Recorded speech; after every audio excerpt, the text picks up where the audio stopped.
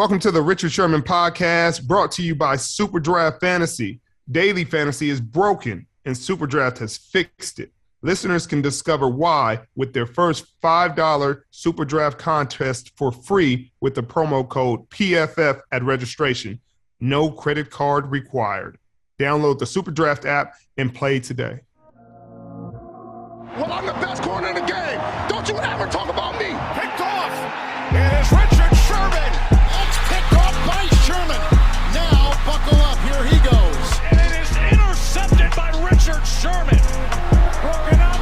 Picked off. This game is over. Hey, welcome back to the Richard Sherman podcast. It is me and my guy, Mitch Eisenstein, back at it again. Let's talk about this week. Von Miller to the Rams. Why? What is going on with the Rams, Richard? They're trying to win. And their GM is showing everybody that, hey, I know you've heard that the salary cap's an issue. It's just not an issue for me. It's like they go and pay Todd Gurley, highest paid running back in the NFL. Aaron Donald, highest paid running back in the NFL. They gave Jared Goff a massive contract. And they still have money, and a lot of those guys aren't on the team anymore. And now they get Von Miller for peanuts on the dollar.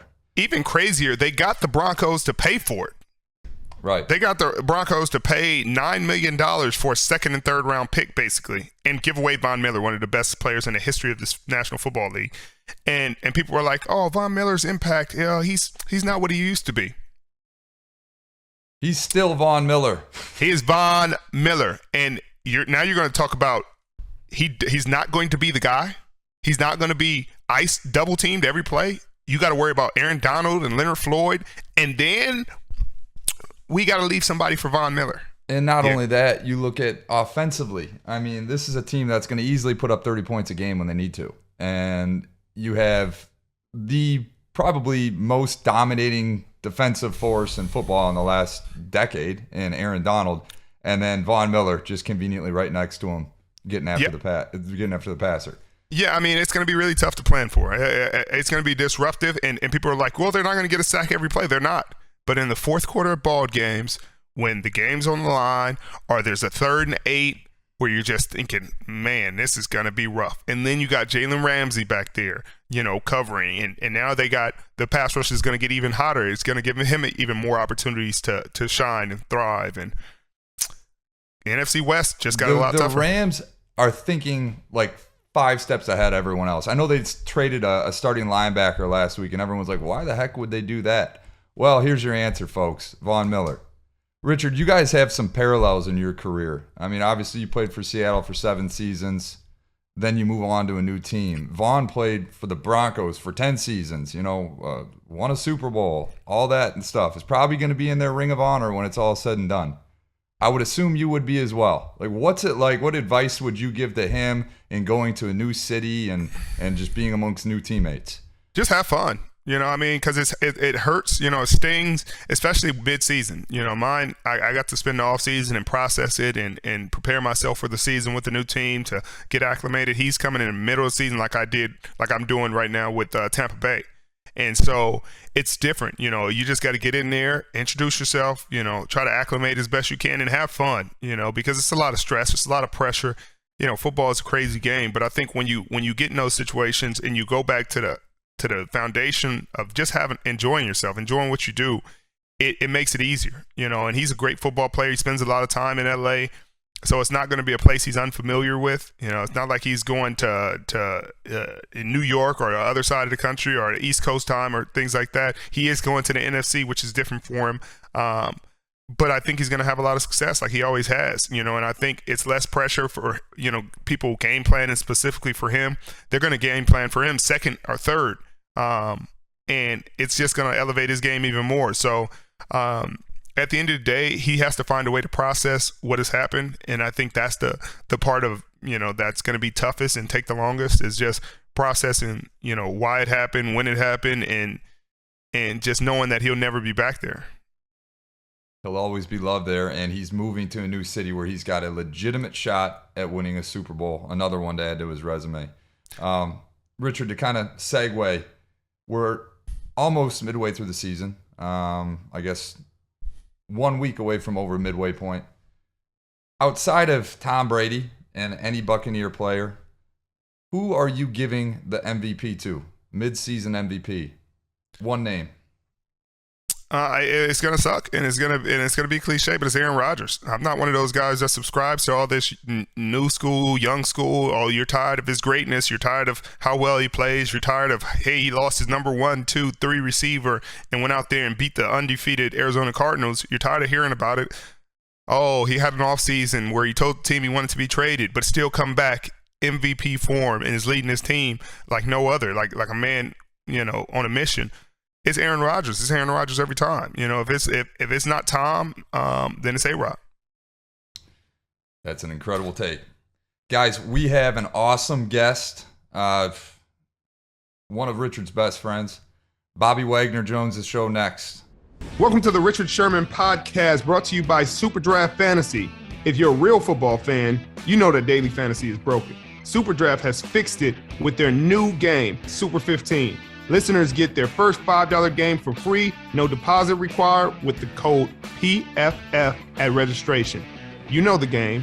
Pick your best 5 players off the grid with $15 in salary and let it ride.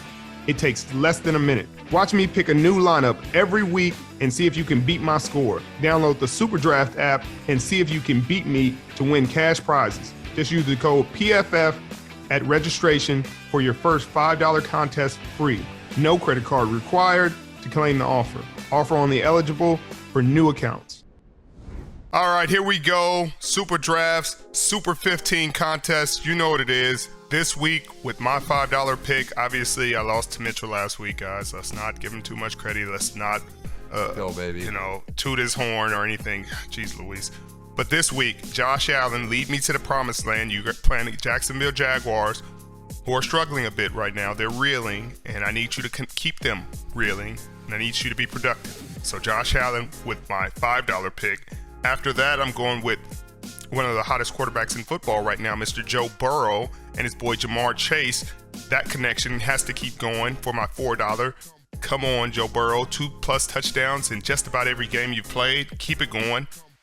Then we got Debo, who's just been killing it. So much yak. Last week he got 88 yards of yak on an 84-yard touchdown. You tell me how that's done. He did it. Come on, do it for me.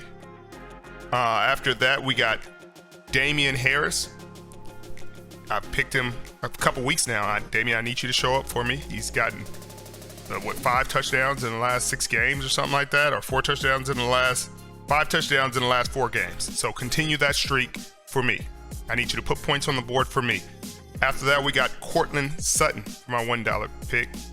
Come on, Denver Broncos. I know you just traded Vaughn. You guys are emotional right now. Cortland, I need you to steady the ship, make some big plays for me. Those are my picks. Richard, you know what? I got a phone call before we jumped on, and it was none other than our friends and sponsors at Super Draft. They let me know I finished 11 in the entire world, 11th overall. You're dealing with one of the best over here, Richard, and I plan on winning again this week. I'm going to lead my team off with a $4 pick of Tyreek Hill. The Chiefs have been kind of muddling around here over the last month. I think Tyreek Hill gets a get-right game. He's going to explode for a 40-plus pointer here. We'll see what happens there. My $3 choice, Matt Ryan. Struggled last week against the Panthers. I think they bounce back. He's surprisingly been PFF's highest-graded quarterback since week 4. There's a helpful tip for you guys out there. I'm also joining the Deebo Samuel train, Rich. He's been an absolute stud this year. Like you said, most yards after catch.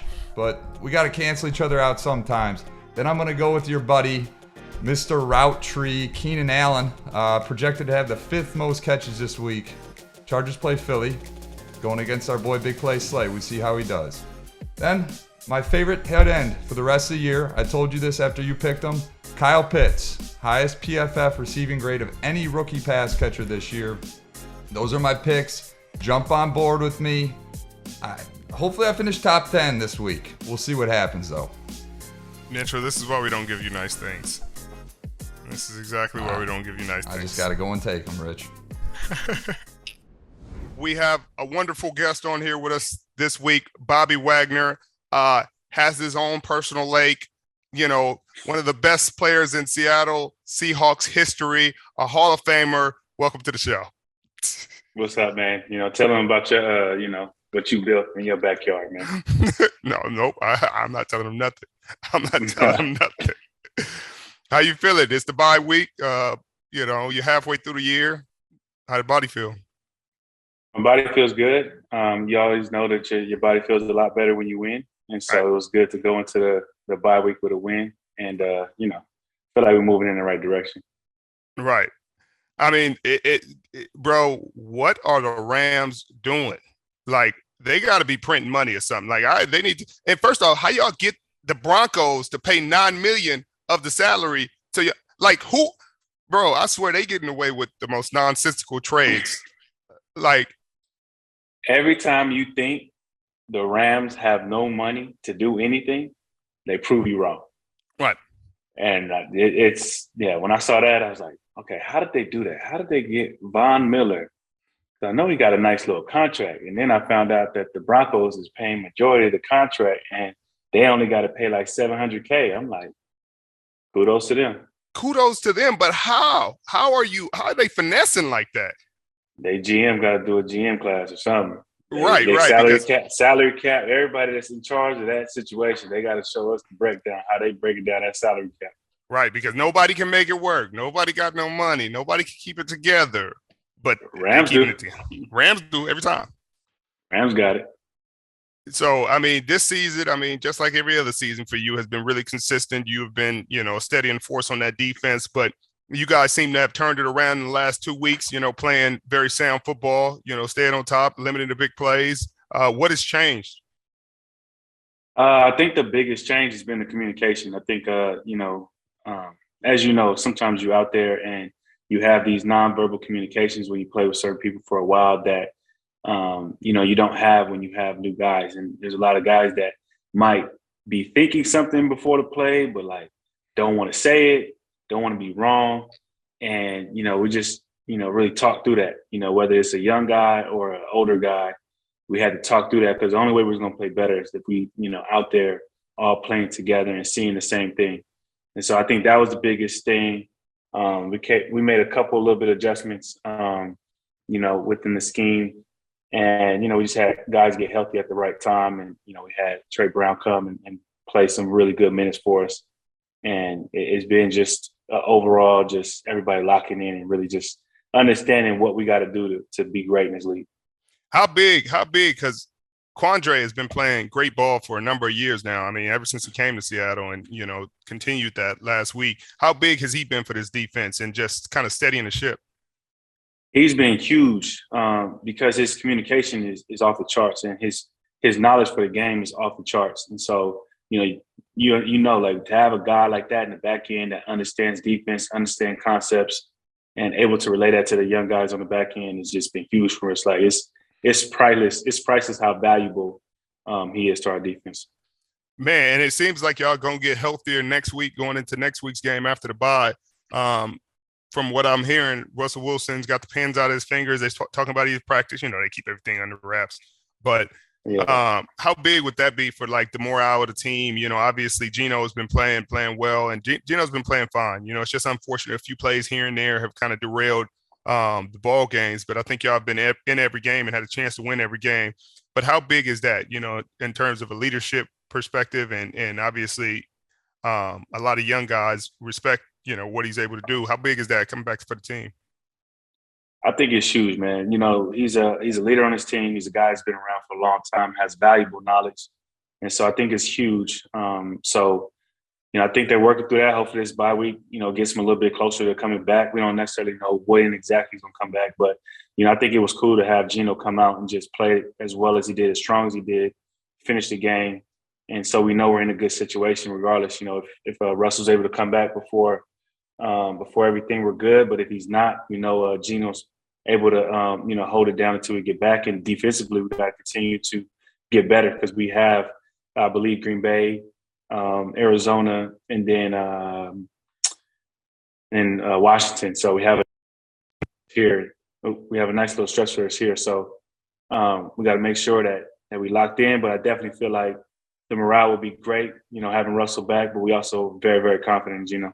Yeah, and Chris Carson, will be huge for the run game, a huge boost in that department. He's supposed to be coming back for a very tough stretch for you guys, and you're gonna have to see the Rams in Week 15. That's gonna be a fun matchup for everybody. I mean, that division was already a freaking murderer's row, and now you freaking throw Von Miller in there. Man, we got the toughest division in football for sure. No question, without a doubt.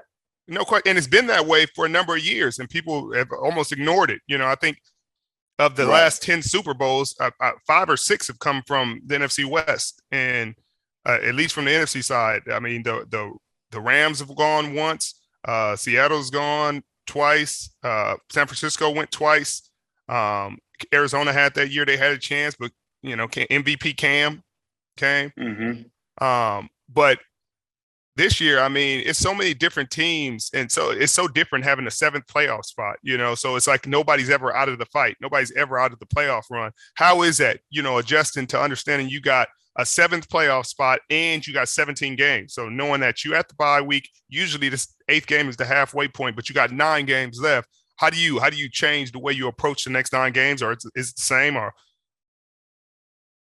yeah, I think it's the same. I think it's just, you playing an extra game. So, I think how I mentally, put it in my mind was, that 3rd preseason game that we typically play, a large amount of time, they kind of took that game away.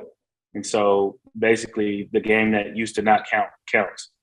And, you don't change anything as far as your preparation with your, how you do treatment and things like that. You just have to understand that it's a longer season.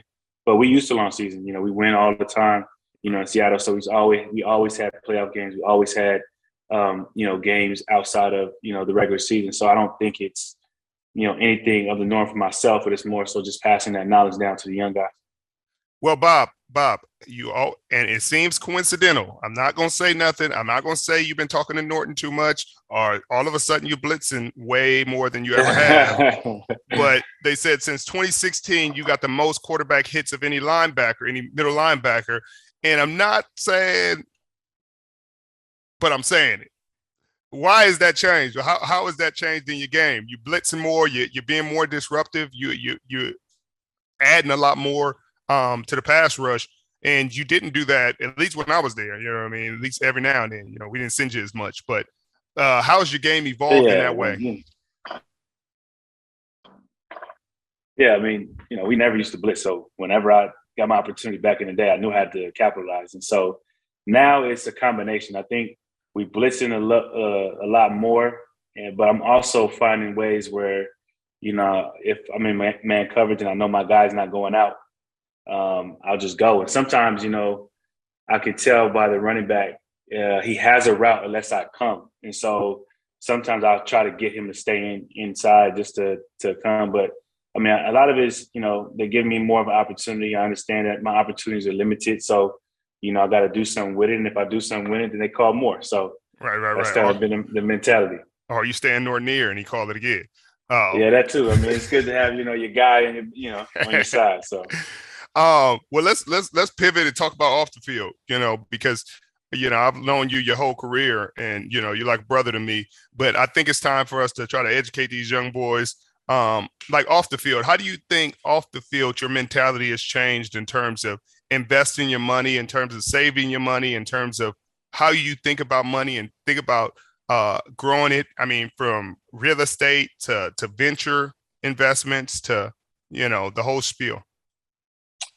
I just think I was in a unique situation where the guys that were around me were great mentors like yourself, Cliff, Cam, Mike Bennett, KJ, tons of other guys that we was always into other things outside of football. So like we dominated the game, and then we did other things than just sit there and just focus on that. So I just remember the conversations that we would have about, trying to, if we were doing a marketing deal, don't just do the typical, they give you cash, but see if you can get a piece of the company. And so it kind of started with that. And, I've never been a guy that was having to like be flashy or, feel like I had to keep up with somebody. So the things that I have, are things that I want, but I kind of did it backwards. Like when I got to the league and I saw everybody got in the league and got the cars, got the houses without even making sure their situation was straight. And so I did the opposite. When I got to the league, I made sure my situation was straight before I started buying some of the things that I wanted to buy. And I think that's the first thing. Before you get investing and all these different things, like if you don't have nothing to invest, then, it'll never work out. And so I think that was the biggest thing is just I took the time to learn. I took the time to understand like what it was money could do for me and just expose myself. And so I started it with the marketing stuff. Then the marketing stuff went to investing because naturally it's like, a company may not offer you the money that you want, but they'll offer you an opportunity to invest. And so then the investing went to like private equity, and then private equity went to venture, and then venture went to, start like trying to invest in companies later and companies super early where, it's kind of like taking a chance. And so, but all of that took time, and I took the time to learn. And I think that's the most important thing with these young men that are coming up is like, we have to take time to learn the business that we in, the football business and off the field. Right. And I think both are important, but we know the football business really well. I mean, that like the back of your hand. You grew up into it, you understand that. But I think financial literacy and education and understanding venture funds and understanding equity and understanding how to invest in real estate and see your capital grow is different. And if you don't mind, because you talked about your growth, over time, and now you have your own fund that you're a partner in. If you would like to talk about that, we could talk about that a little bit, or we can go to the next thing. Yeah. So I kind of talk about the process too. When I got to the league, I realized that we had a lot of time in the offseason. Even when we were winning Super Bowls or going to Super Bowls, we still had a ton of time. We have February to July, give or take, off. And that's a lot of time to do other things. I only know a handful of people that work out longer than 4 hours. You know what I mean? So, outside of that, so I started to expose myself, start doing different internships. I started to go to Silicon Valley and just meet with different companies, meet with different venture capitalist firms out there. Then I did the same thing in Seattle, was meeting with different venture capitalist firms. And I actually got connected to a VC firm through a great connect. And they let me come in and intern. They opened their books up to me. They let me see what they were investing in, what they were doing. And through that, it kind of sparked my interest outside of yourself and Russell Kuhn and other guys that did before me to do my own deal. And when I did my own deal and everybody saw that I was interested in other business, the firm that I was interning with gave me an opportunity to come and be a part of them. And so now I'm a venture partner at Fuse. And, we look at a lot of, software as a service companies and a lot of, just different things. So it's like exposing myself to a new world that I'm like almost a rookie in again. Right. It's like you have to ask those questions. You have to do the work. You have to read the papers. You have to understand the investments. And it's almost like starting over in a new world. And sometimes like guys are not humble enough to start over. They think because they had this success in football or this other world that you could just jump into something else and people are going to treat you as if they treated you in your different field. Right. So that's kind of where I'm at, man. Just I do a lot of personal investments on my own. And I do a lot of, investments through Fuse, and, we're just riding out. Trying to be like you. I'm trying to be like you when I grow up. I'm trying to start my own investment fund. I'm not. Hey, man, I'm with it. Not everybody's able. B Sherman Investments. Yeah. Let's go. Start it up. Yeah. Sign us up. And I see you with the WNBA hoodie. Come on, man. Being a girl dad, how big is that to you? You know what I mean? Being a part of supporting that movement. Those women have done a freaking phenomenal job. Congratulations to Chicago and Candace Parker going, bringing this championship back to her city. But it's been really cool to see how much attention and how much growth they've seen, and people finally starting to recognize how talented these women are. Yeah, and it's cool. Like you watch some of the ratings that the ratings are going up and up and up because a lot of more people are understanding like these games are exciting. These games, like these women play amazing, and the way that they handle the ball, shoot the ball, the camaraderie that they have, it's so fun to watch. Not only that, but the stuff that they do off the field as well. How impactful they are, off the field. It's just been amazing. So it's really cool to really just have some show some support in something that is really just genuinely, taking over the world. And what about our Lakers? You know what I mean? Come on, man. We coming together. It's early. Championship teams. You want to peak at the right time. Some teams they start off fast, go crazy, but then at the end of the year they have terrible. They're terrible into the playoffs and they get out. We understand. We do this. We'll win at the right time and then we'll be ready. You know what I mean? So we're good. Right. A lot of these teams winning championships in the winter. You know what I mean? But they ain't gonna have nothing in the summer. You know what exactly. I mean? When they get a trophy exactly. out. Exactly. That's all that matters. You know what I mean? King James, you know what I'm saying? He pacing himself. He pacing himself, and then we it's chemistry. We're building chemistry. We're meshing. Things exactly. like that have to happen. And you got to figure out. Rob doing a good job. Rob Pelinka doing a good job. Putting everybody together. Now we got to just get everybody like which rotations do we want, and we'll be straight. Bro, how big was Avery Bradley? Pick him up at the last minute. He out there, man. Hooping. And we had him the last time, and we, I think he opted out because of COVID, and so that's somebody that can stop anybody, right? And it takes a lot of pressure off other guys like Russ Westbrook can stop anybody, and so we have just when people are ready to play defense, like we'll be there for sure. And I think it takes a second to adjust to everything we're doing, but you still don't got dudes like THT and Wayne Ellington still haven't recovered from injury. So I mean, the depth is showing. I'm excited. Yeah, they're gonna be great, man. I think it's gonna be cool. I'm interested to see how Brooklyn plays. I think Giannis came back with like that first game when he came and just started pulling up for three. Like if he got a jump shot, man, it's gonna be tough over for the league. And so I think it's gonna be like a really dope season for sure. I agree. Speaking of Brooklyn, I mean, what about Kyrie, bro? I mean, I don't really have an opinion either way about how you do what you want to do, but that's tough. He putting him in a tough spot. I think it's just hard because like everything that kind of, and again, we only see what the media shows us. So I'm pretty sure there's a bunch of stuff that goes on behind the scene that we have no idea what's going on. And so, I think he's had a journey from when he left Cleveland to the Celtics to Brooklyn the first year without KD and all that to, the injuries and now the vaccine thing. I think like he said in an interview, like we're all human, like basketball is like a thing and a huge part in most people's lives, but there's a lot other stuff that's important to people. And so, from what I saw and read, like he's possibly changed his religion and all these different things. So the best thing you can do is support him and, try to help him and see him through this tough time. So that's really my opinion. I'm with that. I support him. I support independent thinking and people. The only thing I have a problem with is you told them boys to come out there and play and help you win a championship. They came. You asked KD to come, he came. You asked James Harden, trade for James Harden, he came.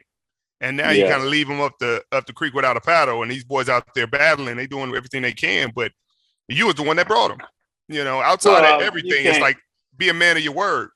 Regardless. Yeah, but you can't. Nobody saw COVID coming. You know what I mean? And nobody saw that vaccine shot coming because, I mean, I don't know how everybody else was, but, I mean, there was hesitation across the whole world just because as the vaccine was being, put together, the old regime was part of it. And so a lot of people, in my opinion, didn't trust the vaccine initially because of, some of the stuff the old regime was saying. Like he was saying some very crazy stuff. Oh, no question. Yeah, it's interesting. But again, like my only thing that I would say, and the only thing that I would like try to understand is like whenever somebody is fully against the vaccine and they try to break down why, sometimes it doesn't make sense. It doesn't come together. And so that's my whole thing. Like if you can make it make sense, I'm with you. If you can't, then you got to do what's best for your family and your friends and your peers and this is a selfless decision that you got to think about something other than yourself. And that's the only thing that kind of gushes me. It's like, because you've taken so many vaccines your whole life and you had no idea. Like, right. you gotten every shot. To go to school, you have to take this shot. To travel to Africa, you got to take this shot. Shot. To go places, you have to take shots. And not that we're ignorant, but you're not educated fully on every one of those vaccines, every one of those shots you take. And these hoopers, they travel overseas more than anybody. He traveled the world, and you have to get certain shots. You have to get vaccinated for certain things. But all of a sudden, this thing, you want to put your foot down. Like, in this moment, you want to put your foot down. You didn't put your foot down in any other moment in time to do anything, because those are convenient moments. Those are moments where it's like, hey, man, I'm about to go on vacation. I got to do this. Bang, I'm going to do it. I'm going to knock it out. But when your teammates, you know what I mean? And I hate to bring this into it because everybody has their own choices. But at the end of the day, sports are about sacrifice. Like, it's about sacrifice. That's what you've done in sports your whole life. It's like, hey, I don't want to run these gassers, but my teammates need me to run them. Bang, I'm running them. Mm-hmm. My teammates need me to overcome this injury. Bang, I overcome it. And once again, like you said, sports isn't everything, but there is a brotherhood aspect to it. There is a camaraderie to it. There is a part of it that brings more out of you than just the game. Then, it's just basketball. You know what I mean? We do this for fun. Sure, that's a side of it. That's the hoop side of it. But the brotherhood part is much deeper than that and much, much bigger. And that's the part that I think is getting messed up more than anything, because it's like, bro, we showed up for you. Like, and KD and James will never say it. They, guys are, we've been in sports long enough. You're going to say the right things. You're going to do the right things. But it's just disappointing, especially when he tries to explain it. And it's like, those same people that told you to shut up and dribble, the same people that was sitting there, anytime you had an opinion about anything, shunning you, saying they hate you, are the same people out there protesting in front of Barclays, supporting you. Like, oh, he's against it, we against it. Look, we with him now because they agree with what you're saying, and that's it's just a very weird climate we in, man. It's just sad that they're politicizing everything, but I just want to simplify. Like, if you're not gonna play, then cool, don't play. But it's just disappointing. Yeah, I didn't agree with the like, basically play the 40 games that he could play and then did not play the other 40. I didn't agree with that, because I was like, you can't have your team depend on you 40 or 50% of the time. Like, that's gonna be tough for anybody. So it's interesting. Like, same thing like you said, like, even with the vaccine, it's interesting because, like, we have gotten vaccines pretty much our whole life, and this one forever for some reasons just been different. And two, like, there's hasn't been media the way that it is now, and so everybody has so much information, and whether it's true information, false information, like as a person like myself, like, I'm not a doctor, so whatever I see on YouTube or Instagram or whatever, like, I believe it, because, like, how am I to say, like, who am I to say, like, oh, that's not right, because I don't have the information. Like, if somebody said, oh, that's cover 3 or cover 2 when it's cover 4, I could be like, no, that's not it. Right. But in this situation, like, we don't have the knowledge, and so everybody's like, okay, I'm out to do my research, and I'm just like, good luck. Well, good luck. Like, it's frustrating because that's the common line for everybody. I need to do my research. And no offense, but a lot of these people ain't researched a lot in their lives. Like, you wasn't trying to go to class when it was time to go to class. Now you're doing research. Like, now and that's the part that's frustrating for me, but that's a story for a different day, man. I'm thankful that my research was really just I'm going to talk to all the people that know what they're talking about and see if they can make this make sense to me. That was my research. No question. That same with me. I'm going to do as much as I can. I'm going to learn as much as I can about it, and eventually it has to make sense for me. And when it makes sense, I'm going to take the vaccine. And when it gets to the point where, hey, we're not going to be able to function normally without getting the vaccine. Okay. Just like if they said, hey, your kids aren't going to be able to go to school without this shot, this shot, this shot, this shot. They've said that. And my kids had to get those shots. And it is what it is. It's unfortunate, but that's the way, that's the life we live in. I mean, It's crazy though. Like history truly repeats itself, right? And so it was actually kind of funny because when all the Kyrie stuff happened, I don't know if it was Stephon Marbury. Somebody had like said something and supported him, and they called Kyrie the new Muhammad Ali. And then when they said that, like people start putting out videos of Muhammad Ali telling people to go get vaccinated. Right. And so it was just like interesting that there was a point in time where there was mistrust for the vaccine for whatever reason. Obviously, I was born back then, but I think it's just all like history repeats itself. And obviously too, and I'm not going to ignore the fact that there has been some very terrible things done, especially to like our community when it comes to what they've done, what they've tried, what they've tested, things of that nature. So I definitely understand the hesitancy, but I also feel like we got to survive this, and I think we're surviving human beings, and you got to do whatever to survive. Right. You got to adapt and move on. And there's more exposure. You know what I mean? There's more information available. It's not a lot of stuff getting hidden behind closed doors. It's like, hey, what's going on? Everything's on the news. I mean, everything isn't totally transparent. It never is, but there's a lot more access to information than there ever has been in the past. And it's just an odd hill to stand on for some people. It's an odd hill because it seems more like, hey, I'm not taking it because my politics told me not to take it. For some people. And it's like, I just can't understand that, but I don't really want to go that deep down that rabbit hole. It's just too much. For sure. But I appreciate you coming on, and we're gonna get together this week and have lunch or something. Yeah, appreciate you for having me, and definitely just invite me to that big old pool you got that's covered, that's heated. Turn the lights on, man. You know what I'm saying? They call me the Black Phelps. So I know they call you the Black Phelps. You got a whole lake to swim in, and then it got a diving board that's so tall that I could. But that's a story for a different day. I don't even want to bring y'all there. That's why they got a ladder. You know what I'm saying? Right, to dive off, and imagine how deep it got to be for the ladder to be that high. I mean, the lake got to be. I mean, like I said, God did it. I just so happened to get in at the right time. Yeah, I just had to get in at the right time. That's all. Okay. Well, when I grow up, God, let me be like Bobby Wagner. Let me be.